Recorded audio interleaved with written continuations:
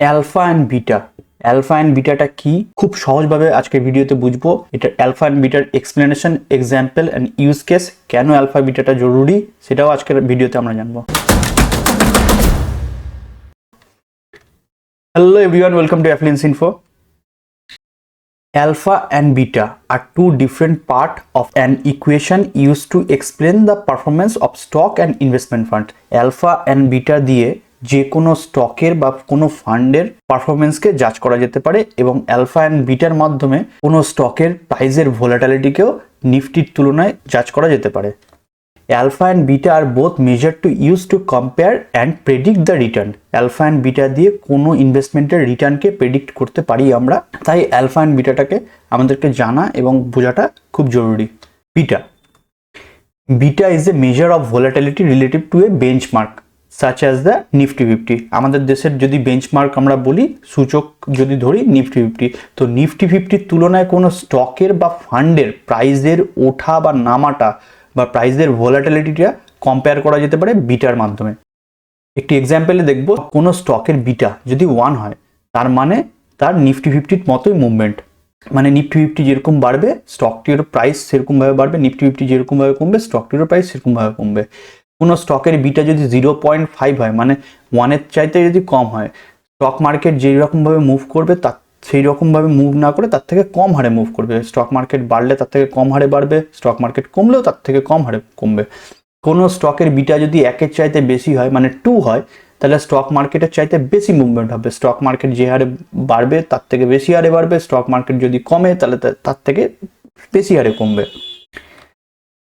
Type of বিটাতে দেখতে যাচ্ছি, Nifty যদি 10% বাড়ে তো স্টক এর বিটা যদি 0.5 হয় তাহলে সেই স্টকটি 5% বাড়বে। স্টক বি এর বিটা যদি 1 হয় তাহলে সেই স্টকটি নিফটির মতোই বাড়বে 10%।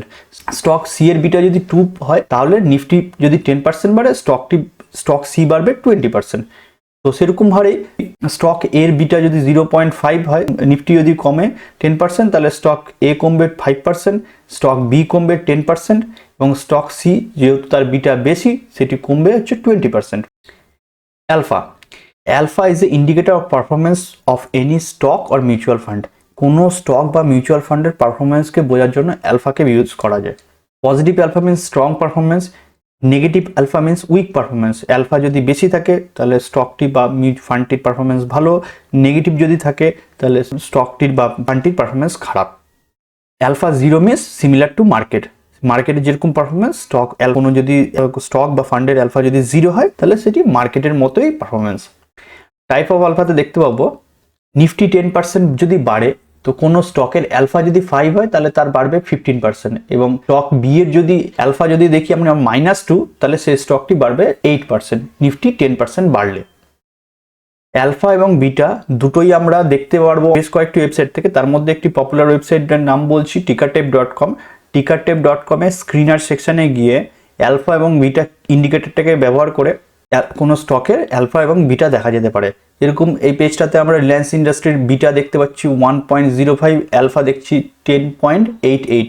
টাটা কনসালটেন্সি সার্ভিসের বিটা দেখতে পাচ্ছি 0.62, অ্যালফা দেখতে পাচ্ছি 5.89 এটসেট্রা। এরকম অ্যালফা এবং বিটা যে কোনো ইনভেস্টমেন্ট করার আগে আমরা টিকারটেপ থেকে দেখতে পারবো। স্ক্রিনারে গিয়ে অ্যাড ফিল্টারে অ্যালফা এবং বিটা ইন্ডিকেটরটিকে ব্যবহার করে ইনভেস্টমেন্ট করার আগে অ্যালফা এবং বিটাকে দেখে নেওয়াটা খুবই জরুরি, তাতে আমাদের রিস্কটা অনেকখানি ম্যানেজড হয়। হোপ আজকের ভিডিওতে অ্যালফা এবং বিটাটাকে খুব সহজ সরলভাবে বোঝানো গেছে। ভিডিওটিকে ভালো লাগলে লাইক করার জন্য রিকোয়েস্ট করবো, আর এইরকম আরও ভিডিও দেখতে চাইলে চ্যানেলটিকে সাবস্ক্রাইব করার জন্য বলবো। দেখা হবে নেক্সট ভিডিওতে, ততক্ষণের জন্য থ্যাংক ইউ, সাইনিং অফ।